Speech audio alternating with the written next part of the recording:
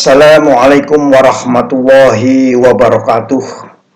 Alhamdulillahirabbil alamin wa bihi nasta'inu ala umuri dunya waddin. Wassalatu wassalamu ala asrofil anbiya'i wal mursalin sayyidina Muhammadin wa ala alihi wa sahbihi ajmain, amma ba'du. Kawan-kawan seluruh para praktisi maritim yang ada di Indonesia, kawan-kawan pemilik kapal, kawan-kawan operator, kawan-kawan kapten kapal dan ABK, seluruh designated person ashore, dan kawan-kawan yang khusus untuk pengoperasian kapal kontainer atau kapal tanker ya. Dan khususnya lagi yaitu kapal tanker yang khusus untuk minyak mentah. Beberapa saat yang lalu saya sedikit berdiskusi dengan teman-teman,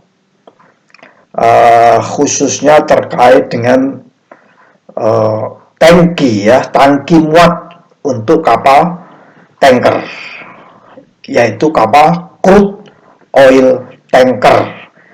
Kapal tanker ada dua jenis, yaitu kapal tanker product oil dan crude oil ya.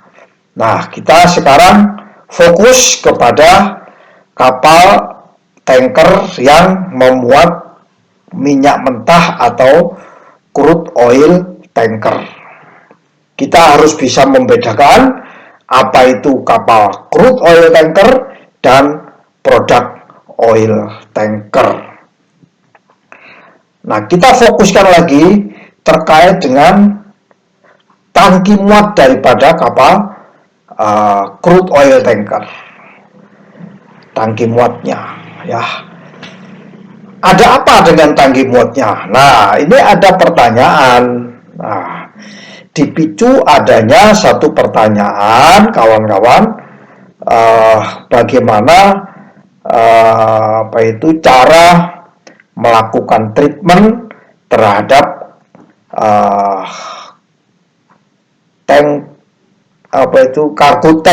cargo tank untuk kapal oil tanker. Nah, hari ini saya akan berbagi perihal tata cara ya memperlakukan crude oil tanker khususnya di tangki muat ya.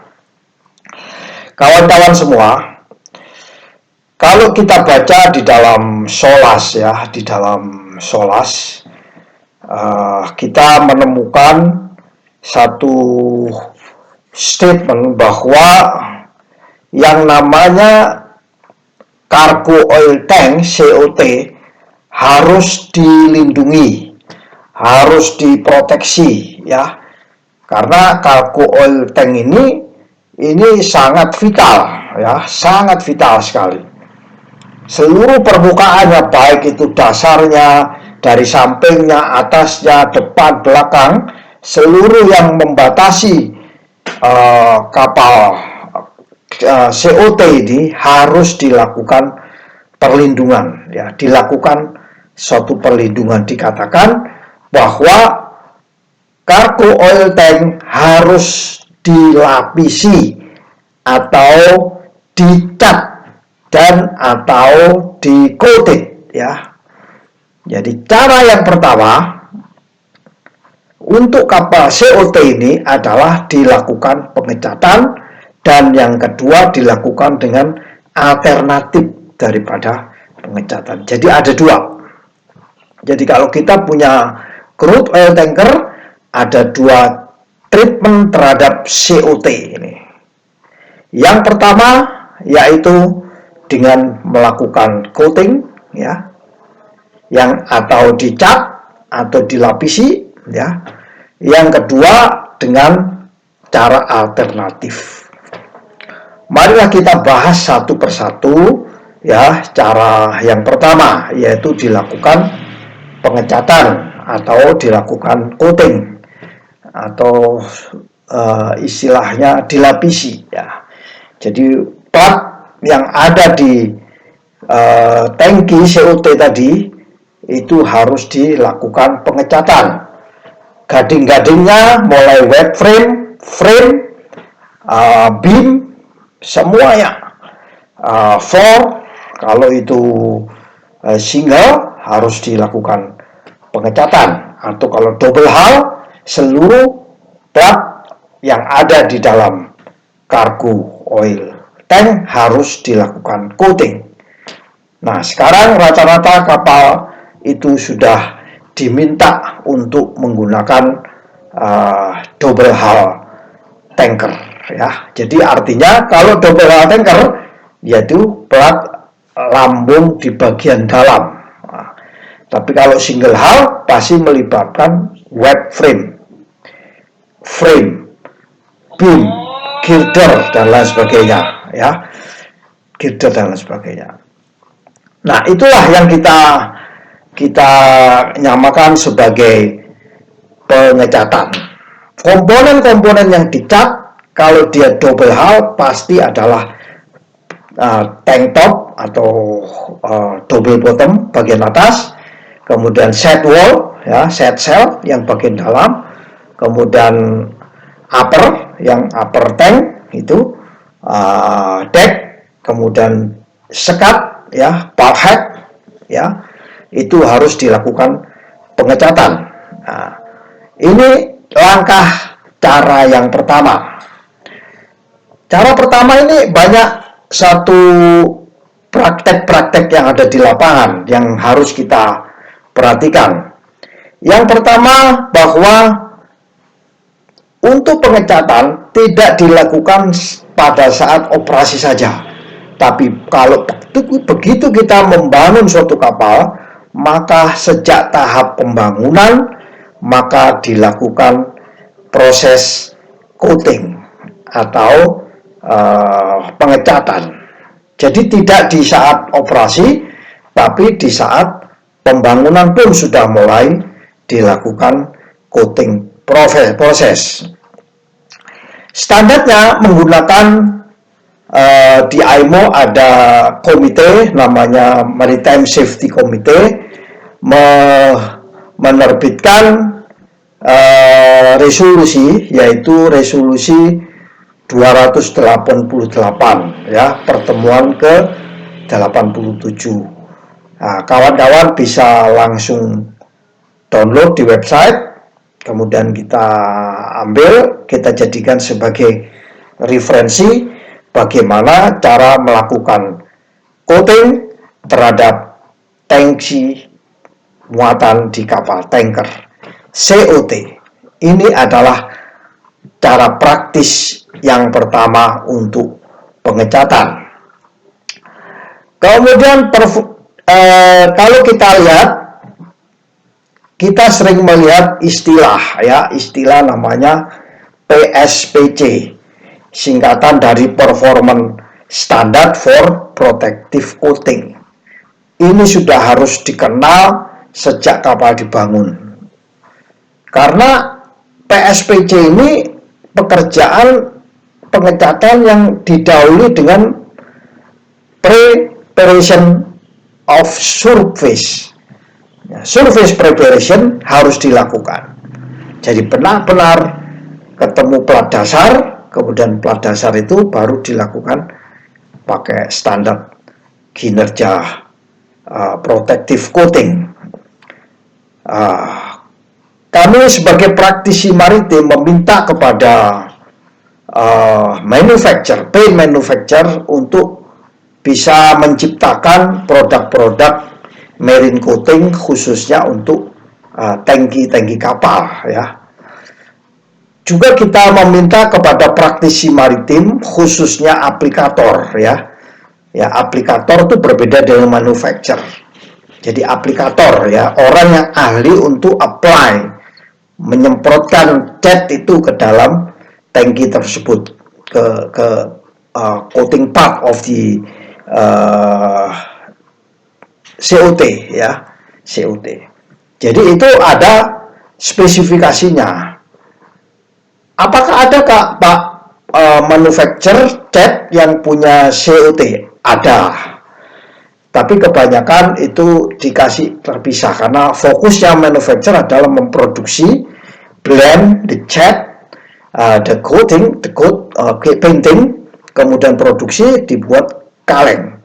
Sedangkan yang kedua yaitu aplikator, itu dia belajar mengenai bagaimana melakukan persiapan coating, bagaimana cara menyemprot. Nah, itu ada trainingnya tersendiri.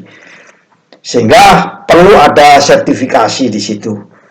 NIST level 2 minimal yang dibutuhkan untuk coating seperti atau Flosio 3 level 3. Itu cara pengecatan. Ya. Dan ini semua yang dilakukan tata cara pengecatan ini tidak boleh bertentangan dengan pasal 8 daripada SOLAS ya. Karena di SOLAS juga sudah diatur tata cara. SOLAS itu kan hierarkinya lebih tinggi ya. Hierarkinya lebih tinggi, kemudian MSC Circular Resolution 28887 ini adalah merupakan amendement daripada SOLAS tersebut.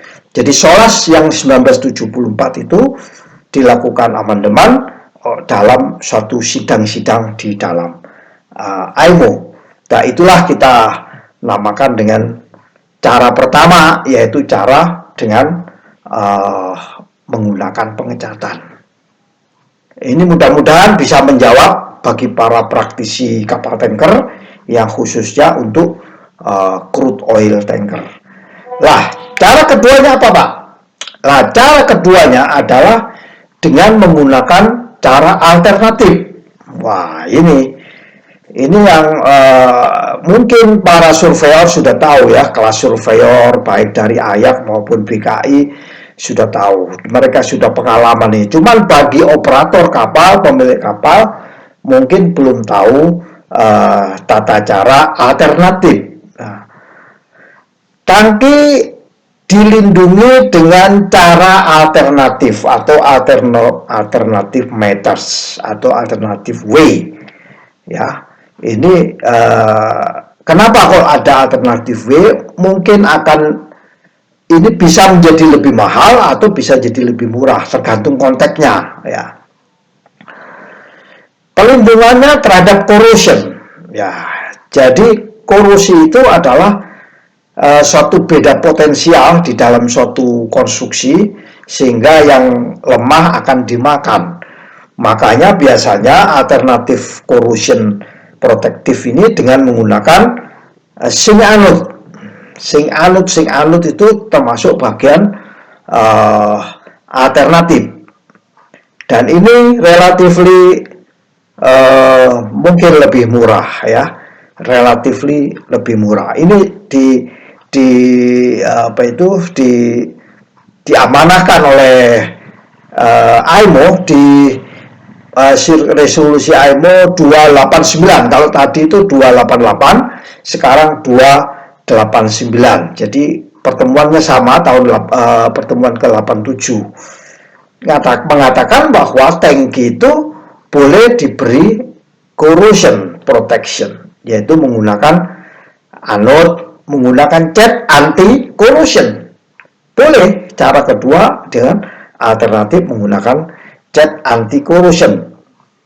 Dan yang ketiga dengan cara pemanfaatkan material yang tahan akan adanya korosi atau integritasnya bisa bertahan sampai umur 25 tahun.